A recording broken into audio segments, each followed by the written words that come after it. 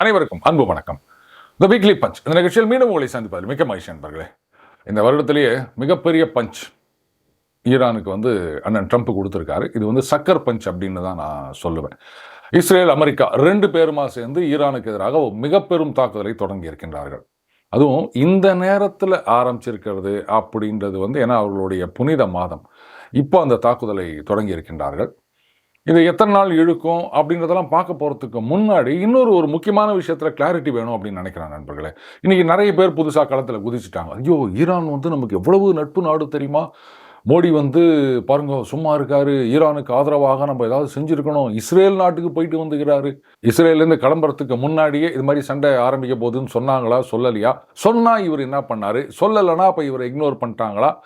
இப்படிலாம் ஆரம்பித்து நிறைய பேர் பேசிகிட்டு இருக்காங்க. கூடவே பாருங்கள், அந்த சபஹார் போர்ட்டு இது 2 மாதத்துக்கு முன்னாடியே இந்தியா எங்களுடைய இன்வெஸ்ட்மெண்ட் எல்லாம் நிறுத்திக்கிறோம் அப்படின்ட்டு ட்ரம்ப்புக்கு பயந்து ஒதுங்கிட்டாங்க.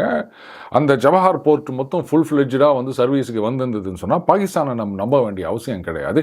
ஈரான் வழியாக ஆப்கானிஸ்தான், அதுக்கப்புறம் மற்ற நாடுகளுக்கெல்லாம் நம்மளுடைய எக்ஸ்போர்ட்டு இம்போர்ட்டு இதெல்லாம் கண்டினியூ பண்ணியிருக்க முடியும்.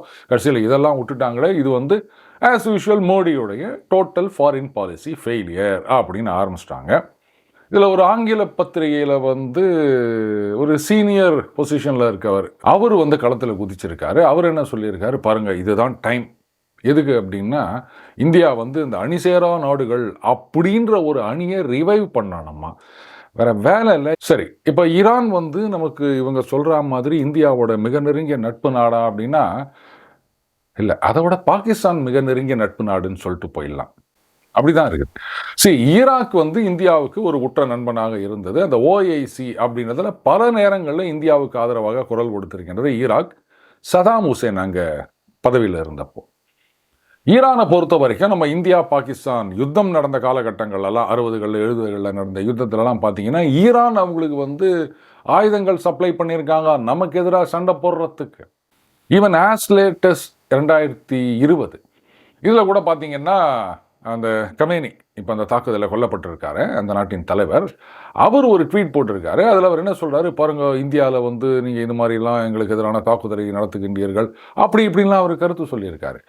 நம்ம அந்த எண்ணெய் வாங்கி கொண்டு இருந்தது, அது கொஞ்சம் குறைஞ்ச விலையில் கொடுத்தது அப்படின்றதெல்லாம் ஏதோ இந்தியா மேலேயும் இந்திய நாட்டு மக்கள் மேலேயும் இருக்க பாசத்தினால கிடையாதுங்க. ஈரானுக்கு எதிராக ஏராளமான சாங்ஷன்ஸ் போட்டிருந்தாங்க அமெரிக்கா. ஸோ மற்ற யாரும் வாங்காமல் இருந்தாங்க. அதனால் சீனா, இந்தியா இந்த 2 நாடுகள் மட்டும்தான் வாங்கிட்டு இருந்தோம். அதனால் அவங்க கன்செஷனில் குறைஞ்ச விலையில் நமக்கு கொடுத்தாங்க. அது கூட இந்த 2 நாடுகளுக்கு மட்டும்தான் விலக்கு கொடுத்துருந்தார் ட்ரம்ப்புடைய ஃபஸ்ட்டு டைமில். அப்புறம் நாம் கொஞ்சம் கொஞ்சமாக அதை குறைச்சிட்டோம். அது கூட டாலரில் ட்ரேட் கிடையாது, அந்த ருப்பி ரியால் ட்ரேட் அப்படின்னு சொல்லுவாங்க.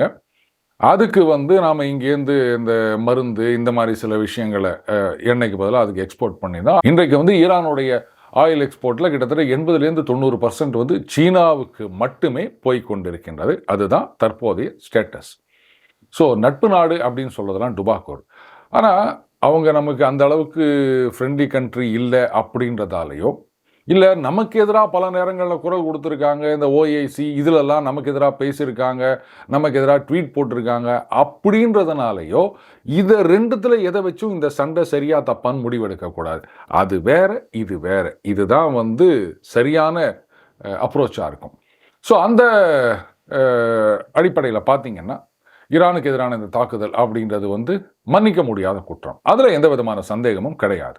ஏன்னா அவங்க அணுகுண்டு தயாரிக்கின்றார்கள், இதைத்தான் காரணமாக சொல்லியிருக்காங்க.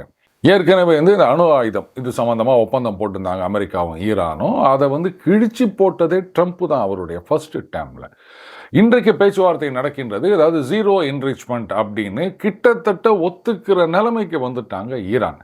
ஆனால் அவங்க ஒத்துக்குன்னு சரிங்க, எங்களுக்கு ஒன்றுமே வேணாங்க, எல்லாத்தையும் நாங்கள் திறந்து விட்டுறோங்க, ஈவன் அந்த நியூக்ளியர் பவர் ஸ்டேஷன் இருக்கு இல்லையா, அதை கூட நாங்கள் இழுத்து மூடிடுறோம் அப்படின்னு சொல்லியிருந்தாலும் இவனுங்க சண்டையை போட்டு தான் இருப்பானுங்க. போன வருஷம் இருந்தது வேற, இந்த வருஷம் இருந்தது வேற. போன வருஷம் சண்டை குயிக்காக முடிஞ்சிடுச்சுங்க. இதில் பார்த்தீங்களா, அந்த பங்கர் பஸ்டர் பாம் போட போகிறோம் அப்படின்னு நாளே எல்லாம் லீக் பண்ணி போட்டு அவங்க உள்ளே இருந்த மேட்டர்லாம் தூக்கிட்டு போட்டாங்க. இவங்களை வந்து நாங்கள் பாமை போட்டோம் அப்படின்னோடனே ரைட்டுங்க சண்டை முடிச்சிச்சின்னு சொல்லிட்டு அது செவுத்தில் ஒரு கோடு போட்டுட்டு அந்த அமைதிக்கான நோபலுக்கு ட்ரை பண்ண போயிட்டார். அவரும் பாவம் எத்தனையோ கோடு போட்டு ட்ரை பண்ணாருங்க, ஒன்றும் கிடைக்கல. அதனால் அது போன வருஷம் அமைதி மோடு, இந்த வருஷம் வார் மோடில் போயிட்டார். அவர் எங்கே பார்த்தாலும் குண்டு போடுறது அப்படின்றது தான் அவருடைய ஒரே பாலிசி இந்த வருஷம் முழுக்க.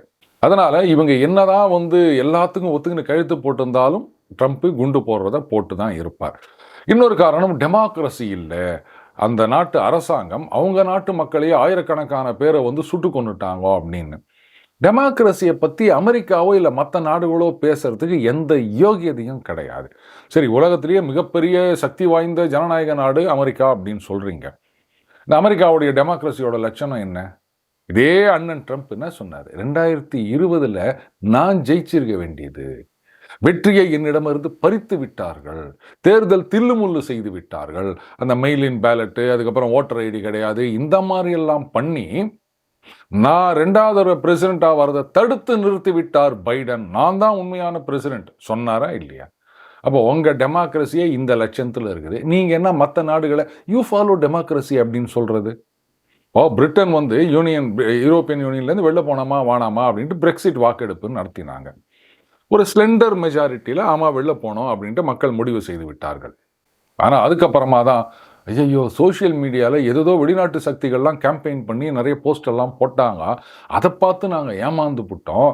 இல்லை நீங்கள் மறுபடியும் எலெக்ஷன் வைங்க, ரெஃபரண்டம் வைங்க, நாங்கள் இந்த தடவை இல்லை உள்ளே இருக்கணும்னு நாங்கள் ஓட்டு போடுறோம் இப்படின்னு எத்தனையோ பேர் கதறினாங்க தெரியுமா? அப்போது டெமோக்ரஸி அப்படின்னும் போது யாராவது அதிகாரத்தில் இருப்பவர்கள் நினைத்தால் இந்த மாதிரி வந்து ஓட்டர் ஐடி கிடையாது, மெயிலின் பேலட்டு எப்போ ஒன்றா வரலாம், இந்த மாதிரி மேனிப்புலேட் பண்ணி ஒரு அமெரிக்க ஜனாதிபதி பதவியே வந்து எப்படி திருடிக்க முடியும் அப்படின்னும் போது சாதாரண சோஷியல் மீடியாவில் வெளிநாட்டுக்காரங்களை வேலைக்கு வச்சு அவங்க ஏதோ போஸ்ட்டு போட்டு மக்கள் மனசை மாற்றி அதை மேனிப்புலேட் பண்ணி இஷ்டப்படி ரிசல்ட்டு வர வைக்க முடியும் அப்படின்னும் போது இந்த டெமோக்ரஸியை தான் நீங்கள் வந்து தலையில் தூக்கி வச்சு ஆடுறீங்களா? ஒவ்வொரு நாடும் எந்த மாதிரி அரசாங்கம் இருக்கணும் அப்படின்றது அந்த மக்கள் முடிவு செய்ய வேண்டியது, நீங்கள் முடிவு செய்யக்கூடாது. அதுவும் இந்த மாதிரி கேவலமான சிஸ்டம் ஆஃப் கவர்மெண்ட்டை வச்சுக்கின்னு நீங்கள் மற்றவங்களுக்கு அட்வைஸ் பண்ணக்கூடாது. இதில் இன்னொரு கான்ஸ்பிகஸ் பை ஆப்சன்ஸ்னு சொல்லுவாங்க. இது வந்து இஸ்லாமியர்களது அந்த நோன்பு இருக்கக்கூடிய மாதம். இப்போ வந்து அந்த தாக்குதல் ஆரம்பிச்சிருக்காங்க. இதை சுற்றி இருக்கிற அரபு நாடுகள் யாரும் ஒருத்தர் கூட கேட்டதா எனக்கு தெரியலங்க.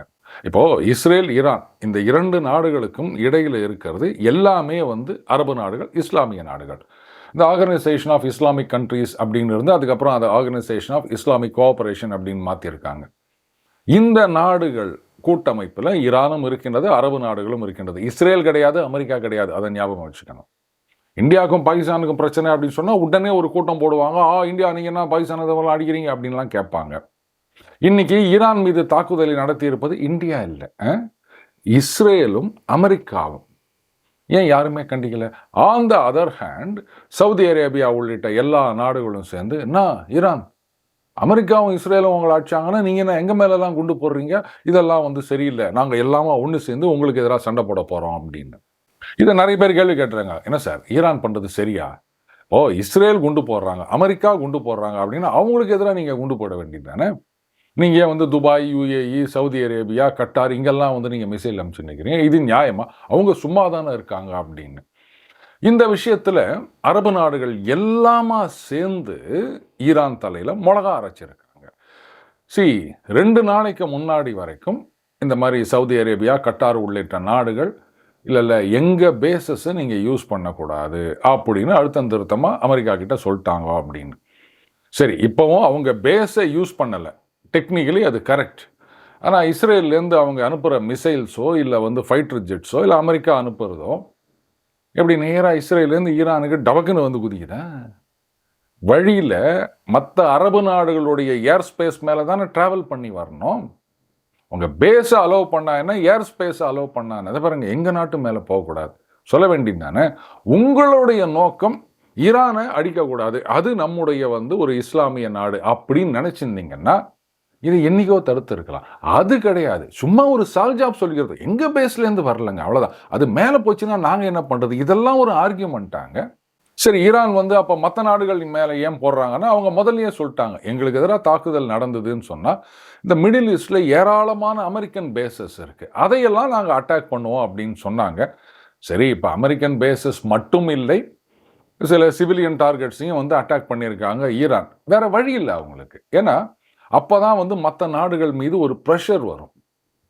என்னப்பா இவங்க பாட்டு சண்டை போட்டுனுக்கிறாங்க, கடைசியில் நம்ம நாட்டு ஜனங்களுக்கு ஆபத்தாக இருக்குதே அப்படின்னு யோசிப்பாங்க.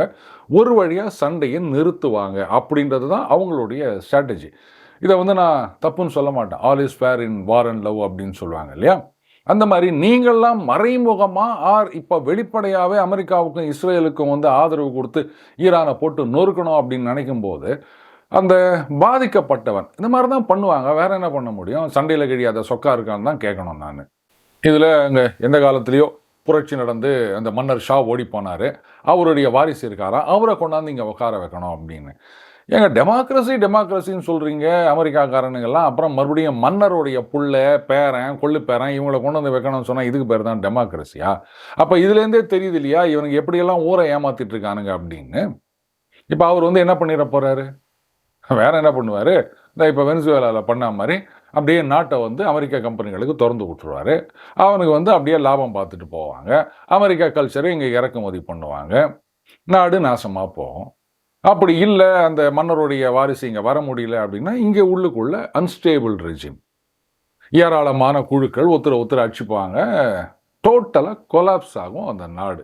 இதைத்தான் எதிர்பார்க்குறாங்க அமெரிக்கா. இதைத்தான் எல்லா இடத்துலையும் அவங்க பண்ணிட்டு இருக்காங்க. ஈராக்கில், லிபியாவில், சிரியாவில் அப்படின்னு இப்படித்தான் ஒரு அன்ஸ்டேபிள் ரெஜிமை உட்கார வச்சுட்டு நாசமாக போங்கடா அப்படின்னு போயிட்டு இருக்காங்க.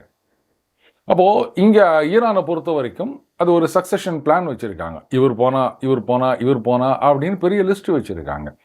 அதில் கமேனி அவர்கள் வந்து கொல்லப்பட்டதாக சொல்கிறாங்க இல்லையா? இதுவே வந்து எந்த அளவுக்கு இஸ்ரேலி அந்த மொசாத் வந்து பெனிட்ரேட் பண்ணியிருக்கு அப்படின்றத நம்மளால் புரிஞ்சிக்க முடியுதுங்க. அவரை கொன்னதோடு இல்லாமல் அந்த புகைப்படத்தை வேற எடுத்து அமைச்சிருக்காங்க இஸ்ரேல். இது பல வருடமாக அவங்க பண்ணிட்டு வந்த பிளான். ஏதோ 1 வருஷம் 2 வருஷம் கிடையாதுங்க. பல வருடங்களாக உள்ளுக்குள்ளே ஃபுல்லாக ஊடுருவி இருந்தார்கள் இஸ்ரேலிய மொசாத் அமைப்பினர். சரி, இது எத்தனை நாளாக நீடிக்கும் அப்படின்னா ஒரு விஷயம் கவனிக்கணும். ரஷ்யா அவங்க வந்து ஒரு பார்த்தீங்களா இது சரியில்லை அப்படின்னு எதிர்ப்பை பதிவு செய்திருக்கின்றார்கள். சீனா பார்த்தீங்கன்னா ரஷ்யாவோட ரொம்ப மைல்டாக தான் வந்து சொல்லியிருக்காங்க. இந்த மாதிரி பதட்டத்தை குறைக்க வேண்டும், அதை பண்ணணும், இது பண்ணணும் அப்படி தான் சொல்லியிருக்காங்க. காரணம் என்ன அப்படின்னா ஒவ்வொருத்தருக்கும் ஒவ்வொரு கணக்குங்க. ரஷ்யாவை பொறுத்த வரைக்கும் நீங்கள் ஈரானில் சண்டை கண்டினியூ ஆச்சு அப்படின்னு சொன்னால் உக்ரைனை யாரும் கண்டுக்க மாட்டாங்க. இவங்க பாட்டுக்கு இன்னும் உள்ளே போயினே இருப்பாங்க. இப்போ வந்து 50% அப்படின்ற டார்கெட்டை வந்து 60, 70, உக்ரைனோட 75% பிடிக்கிறது அப்படின்னு இன்க்ரீஸ் பண்ணிகிட்டே போவாங்க. உக்ரைனுக்கு ரெப்ளனிஷ்மெண்ட் வரல அப்படின்னு சொன்னால் சீக்கிரமே டக்குன்னு எல்லாமே விழுந்துடும். அதே மாதிரி சீனாவுக்கு இப்போ இருக்க சிக்கல் என்னென்னா இதை வெளிப்படையாக சப்போர்ட் பண்ணவும் முடியாது ஈரானை.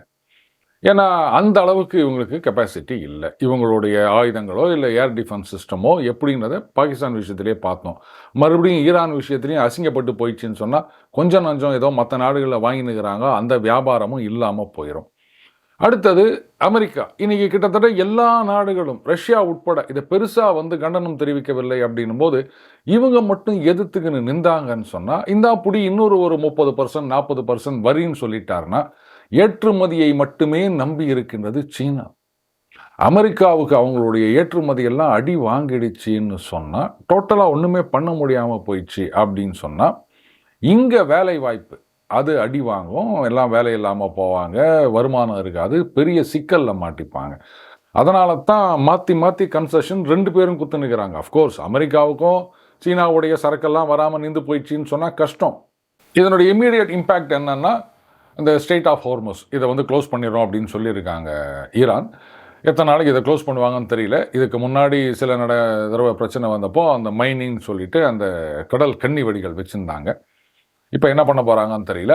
பழைய உடசல் டேங்கர் ஒரு 4-5 கொண்டு வந்து இவங்களே வெடி வச்சு விட்டு கொளுத்தி விட்டாங்கனாலும் கொஞ்ச நாளைக்கு அந்த டிராஃபிக் நின்றுடும்.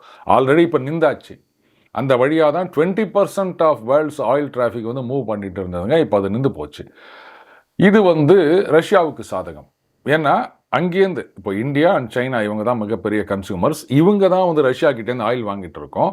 அங்கேருந்து சவுதி அரேபியா, UAE இங்கேருந்து வர ஆயில் நின்று போச்சுன்னா, முக்கியமாக சீனாவுக்கு வந்து ஈரான்லேருந்து வர ஆயில் நின்று போச்சுன்னு சொன்னால் ரஷ்யா கிட்ட தான் இந்தியா சைனா 2 பேரும் போனோம். அப்போது ஏற்கனவே ஆயில் விலை குப்புன்னு ஏறி போயிடுச்சுங்க. அப்போ ரஷ்யாவுக்கு இது லாபம். அதனால் அவங்களுக்கு இதை பற்றி பிரச்சனையே கிடையாது. இதில் பெருசாக அடி வாங்க போகிறது யூரோப்பியன் யூனியன் நேஷன்ஸ். ஆயில் விலை கேஸ் விலை ஏறி போச்சுன்னா இது வந்து வின்டர் வேறு. அஃப்கோர்ஸ் இப்போ கொஞ்சம் கொஞ்சமாக டெம்பரேச்சர் இன்க்ரீஸ் ஆகினுக்குது. பட்டு எதை வச்சு மேனேஜ் பண்ணுவாங்க? ரஷ்யாவில் வாங்கின சீப்பான ரேட்டை விட வேறு எங்கேயுமே அவங்களால வாங்க முடியாது. சரி, ஏதோ அமெரிக்கா, மிடில் ஈஸ்ட் இப்படி ஏதோ வாங்கி மேனேஜ் பண்ணியிருந்தோம், ஏதோ கொஞ்சம் அதிகமாக இருந்ததுன்னு சொன்னால், இப்படி ஓவர் நைட்டு இவ்வளோ ஏறி போச்சுன்னு சொன்னால் எப்படி கட்டுப்படி ஆகும் அவங்களால? ஏற்கனவே அவங்களுடைய எக்கானமி அடி வாங்கி உதப்பட்டு நிற்குதுங்க. இந்த நேரத்தில் வந்து ஆயில் அண்ட் கேஸ் விலை ஏறி போயிடுச்சுன்னு சொன்னால் என்ன பண்ணுவாங்க யூரோப்பியன் யூனியனில் இருக்கவங்கெல்லாம்? ட்ரம்பை பொறுத்த வரைக்கும் இது ஒரே கல்லில் 2 மாங்காய். ஒன்று சீனாவுக்கு வச்ச செக்கு. வெனிசுவேலாலேருந்து ஆயிலை இம்போர்ட் பண்ணியிருந்தாங்க, ஈரான்லேருந்து ஆயிலை இம்போர்ட் பண்ணியிருந்தாங்க. இப்போ 2த்தையும் பிளாக் பண்ணியாச்சு. இப்போ அவங்களுக்கு இருக்க ஒரே சோர்ஸ் ரஷ்யா மட்டும்தான். ஸோ சீனாவுடைய சோர்ஸஸை இங்கே பிளாக் பண்ணியாச்சு. அதே சமயத்தில் யூரோப்பியன் எக்கானமியும் ஒரு சம்மட்டி எடுத்து அடித்தா மாதிரி ஆகிப்போச்சு. நீங்கள் தானே இன்னும் அமெரிக்காவுக்கு போட்டியாக வருவேன் அப்படின்னு நினச்சிருந்தீங்க. யூரோப்பியன் யூனியன் எவ்வளோ பெரிய ஒரு பிளாக் தெரியுமா? எங்களுடைய கம்பைன்டு எக்கானமி என்ன தெரியுமா? ப்ரொடக்ஷன் என்ன தெரியுமா? ஜிடிபி என்ன தெரியுமா? இப்படிலாம் கதை விட்டுருந்தீங்கல்ல. ஒன்றும் இல்லாமல் பண்ணுறேன் பாரு அப்படின்னு சொல்லாமல் செஞ்சுருக்கார் ட்ரம்ப். இன்னும் எத்தனை நாளைக்கு தான் யூரோப்பியன் யூனியன் அமெரிக்காவை நம்பிட்டு இருக்க போகிறாங்க அப்படின்னு தெரியல. இந்த சண்டை எவ்வளவு நாள் நீடிக்கும் அப்படின்னா இதை வந்து சரியாக யாராலையுமே கூற முடியாது. ஏன்னா நிறைய ஃபேக்டர்ஸ் இருக்குது இதில். ஒரு சினாரியோ என்ன அப்படின்னா, இனிஷியலாக ஏன்னா அவங்களுடைய அந்த ஏர் டிஃபென்ஸ் சிஸ்டம் கூடுமான வரைக்கும் எஃபெக்டிவாக இருக்குது அப்படின்றதுனால ரைட் அவங்களுடைய அந்த மிசைல்ஸு அதெல்லாம் வந்து அப்படியே தீபாவளி மாதிரி வெடித்து தீக்கட்டும். அதுக்கப்புறம் நறுக்குன்னு போயிட்டு 4 குட்டு வைக்கலாம். ஏன்னா கம்பெனி போயிட்டாரு, அவங்களோட கூட இன்னும் நிறைய பேரும் போயிட்டாங்க. அதனால் நம்ம வெயிட் பண்ணலாம் அப்படின்னு சொல்லிட்டு ஒரு 2-3 நாளோ 1 வாரமோ அப்படி தள்ளி போட்டுட்டு அதுக்கப்புறம் ஒரு குட்டு வைக்கிறதுக்கும் வாய்ப்பு இருக்கின்றது. அப்படி இல்லைன்னா இவங்களுடைய அந்த மொத்த மிசைல்ஸ் அது வந்து எல்லாமே அண்டர் கிரவுண்ட் ஸ்டோரேஜ் அந்த மாதிரி எங்கேயாவது பதுக்கி வச்சுருப்பாங்க. அதை வெளில கொண்டு வரும்போதெல்லாம் இவங்க தான் அந்த ஸ்பை சேட்டலைட் வச்சுருக்காங்க இல்லையா, அதை வச்சு நறுக்குன்னு அங்கேயே நறுக்கி போட்டுறது. ஸோ தட் மிசைல் அனுப்பக்கூட முடியாத அளவுக்கு. அந்த ட்ரோன் அப்படின்றது ஒன்று தான். அதையும் வந்து அந்த ட்ரோன் ஃபேக்ட்ரி, அதனுடைய ஸ்டோரேஜ் சென்டர்ஸ் இதையும் அவங்க அதெல்லாம் கண்டுபிடிச்சி வச்சுருப்பாங்க. ஸோ அதையும் வந்து நொறுக்கி தள்ளிட்டாங்க அப்படின்னு சொன்னால் ஈரானுடைய அந்த வார் மேக்கிங் கெப்பாசிட்டி அப்படின்றது ஒன்றும் இல்லாமல் போயிடும். எங்கேயாவது கொஞ்சம் நஞ்சம் இருக்கிறத வச்சு மட்டும்தான் ஒரு சின்ன டேமேஜ் பண்ணலாமா அப்படின்னு ட்ரை பண்ணுவாங்க. ஸோ பெரிய அளவுக்கு ரொம்ப நாள் நீடிக்கிற, அதாவது ரஷ்யா உக்ரைன் வாருக்கும் இதுக்கும் என்டையர்லி டிஃப்ரெண்ட். அது வந்து இமயமலை அப்படின்னா அது கீழே இருக்க ஒரு சின்ன கல் மாதிரி தான். விரைவிலேயே இந்த சண்டை முடிந்து விடும். ஆனால் சண்டை முடிஞ்ச பிறகு அந்த ஈரான் அப்படின்ற நாடு எப்படி தாக்கு பிடிக்க போகின்றது, எந்த ஷேப்பில் இருக்க போகின்றது, இதுதான் வந்து $1 மில்லியன் கொஸ்டின். பட் இந்த பிரச்சனை இன்னைக்கு வந்து ஈரானுக்கு எதிராக அரபு நாடுகள் எல்லாம் ஒன்று சேர்ந்துருக்காங்க அமெரிக்கா இஸ்ரேலோட. இன்றைக்கி ரொம்ப சந்தோஷமாக இருக்கலாம். பார்த்தீங்களா, நமக்கு இருந்த ஒரே ஒரு எதிர்ப்பு அடங்கி விட்டது, அதை அடித்து நொறுக்கிட்டோம் அப்படின்னு. ஆனால் இதே குண்டு நாளைக்கு வந்து அரபு நாடுகள் மற்ற நாடுகள் மேலே விழாதுன்றதுக்கு என்ன நிச்சயம்?